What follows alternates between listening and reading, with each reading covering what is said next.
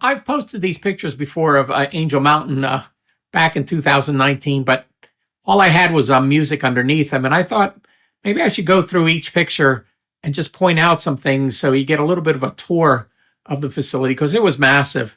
I was there for like 4 years, 3 years of planning, and then 1 year to, it was I was there while it was running. But here, the first picture, we have the SSLK series, brand new. That was in the A room, and you can see on the floor how it was cut. That's where the trough was, and it had a surround 5.1 system with 412 Quested speakers in there. On the far side, you can see there's an ISO booth that was for vocals, and on the side that we're looking from, if you look behind us, that was the big live room. So the next picture, that is the back of the A room. So it had a platform you could stand up on, and in front is the effects rack. And you can see on the right-hand side that looked into the A room, the big live room. And you can see it was kind of a curious design detail. In the middle, in the ceiling, you can see that thing, that big box. That's a projector. I mean, probably this day and age, we probably don't need a big box like that, but that was a projector and a big projection screen that would come down that was perforated so we could do post work. So that was the back of the A room. This next picture, that was in the hallway looking into the owner's production suite. So they did a lot of this where the floor would go completely through the walls, and you could see like there's 2 glass walls, but it looks like you could just walk right through there, but it was isolated that way. And inside there, you can see he has 2 Yamaha DM2000 consoles, and he had a 5.1 Quested VS2108s for his surround system. But that was at the far end of the place. So this next picture, that's the back of the control room in the Studio A. Now this was just early. We didn't get to put all our effects in there, and the studio designer was all excited and he wanted to take a picture. And I was kind of dumb because he took a picture with not all the gear in the racks, but that's why the racks aren't filled up with gear. But you'll see a picture later with the racks filled up. Let's see. Next picture, that is the B room. That had a 5.1, and it's 212s. And then those little Questeds, the F11s, those that Italian Marble, I did a video on that. And the cool thing is, if you look to the right, you looked into the same A room. So the B room and the A room shared the same tracking room. And then if you look in front of you, that was the Foley room. So that was done pretty nicely. Then the next picture, let's see.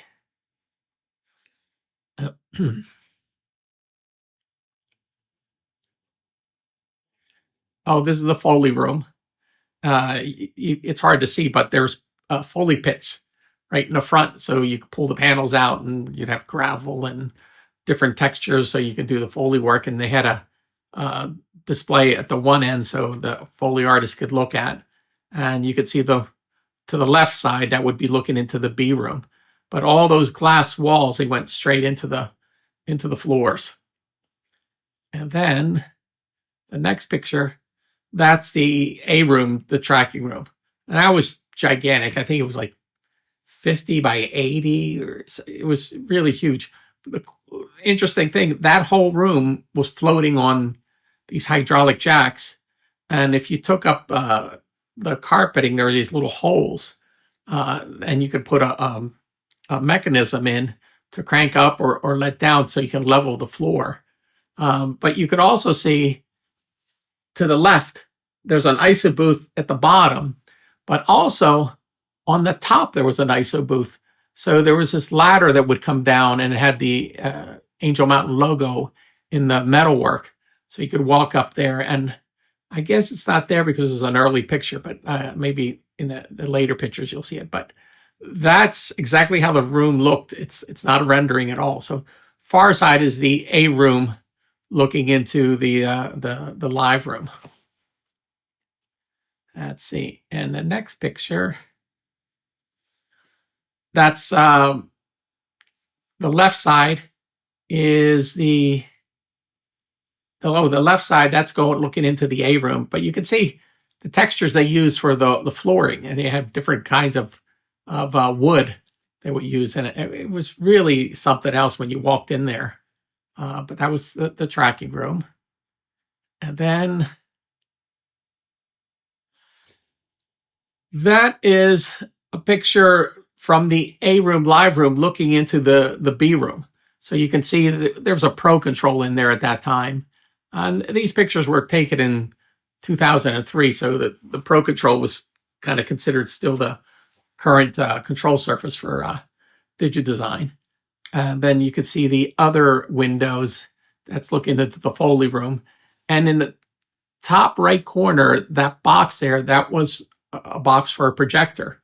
So it would project against the wall so you could see if you're doing the post work.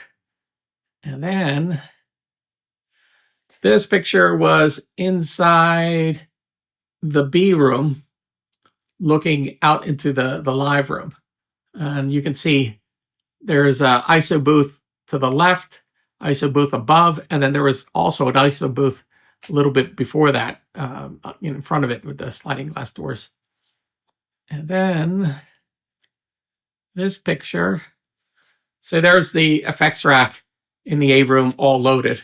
You see the DW Fern stuff and the Manley and the Eventide and all in there.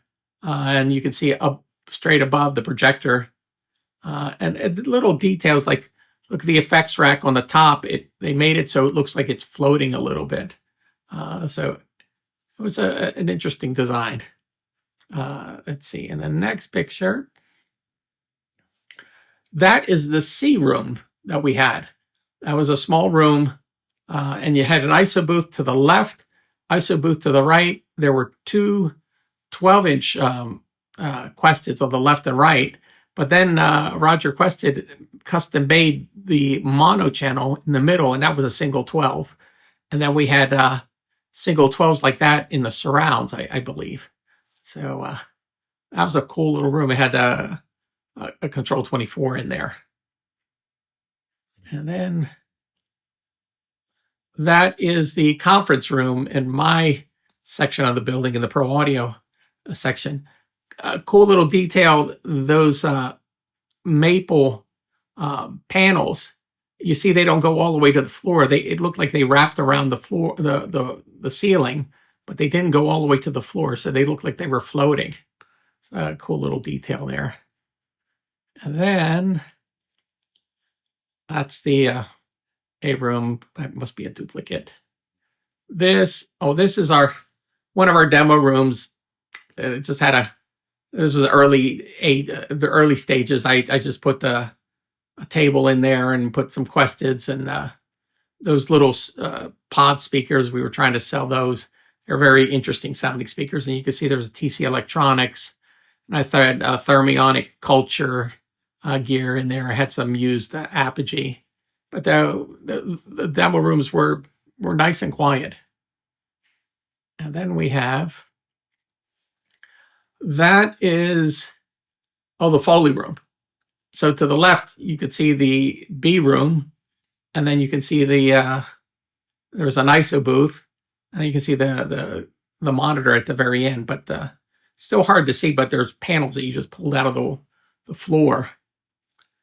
And then we have, that is the owner's composition suite. So you can better shot of the Yamaha DM2000 side by side, all his MIDI gear.